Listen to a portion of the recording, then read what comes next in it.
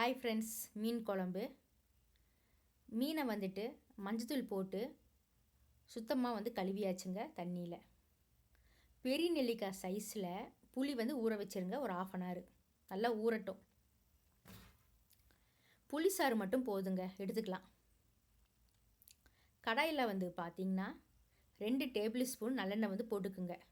Oil நல்லா சூடான உடனேயே 2 கைப்பிடி சின்ன வெங்காயம், ஒரு கைப்பிடி வெள்ளைப்பூண்டு மிக்ஸ் பண்ணிக்கோங்க. நல்லா பொன்னிறமாக நல்லா வதங்கணும். ஆறட்டும், அப்புறமா அரைச்சிக்கலாம். 4 தக்காளி எடுத்து கட் பண்ணிக்கோங்க. தக்காளி மசிச்சுக்கலாம்.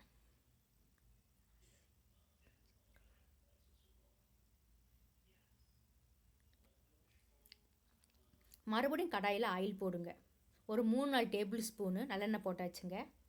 ஆயில் சூடான உடனேயே 1/4 டேபிள் ஸ்பூனு கடுகு, 1/2 டேபிள் ஸ்பூனு சீரகம், 1/4 டேபிள் ஸ்பூனு வெந்தயம், ஒரு கொத்து கருவேப்பிலை மிக்ஸ் பண்ணிக்கோங்க. 2 பச்சை மிளகாய் கட் பண்ண வேண்டாம், அப்படியே மிக்ஸ் பண்ணிக்கலாம். 2 வரமிளகாயை பிச்சு போட்டுக்குங்க. தாளிப்பில் அரைச்ச வெங்காய பேஸ்ட்டை மிக்ஸ் பண்ணிக்கோங்க. கலந்து விடுங்க கரண்டியில்.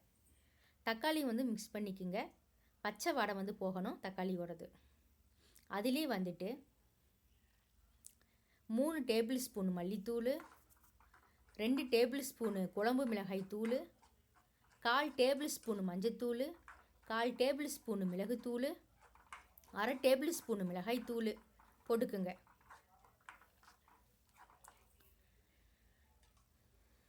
தேவையான அளவுக்கு சால்ட்டு மிக்ஸ் பண்ணிக்கலாம். நல்லா கலந்து விடுங்க. குழம்புக்கு தேவையான தண்ணி ஊற்றிக்குங்க. புளிசாரையும் மிக்ஸ் பண்ணிக்குங்க. குழம்பு நல்லா கொதித்து வர்றப்போ மல்லித்தலை கட் பண்ணி போட்டுருங்க. குழம்பு ஒரு 6-7 நிமிஷம் நல்லா கொதிக்கணும். அப்புறமா மீனை மிக்ஸ் பண்ணிக்கலாம்.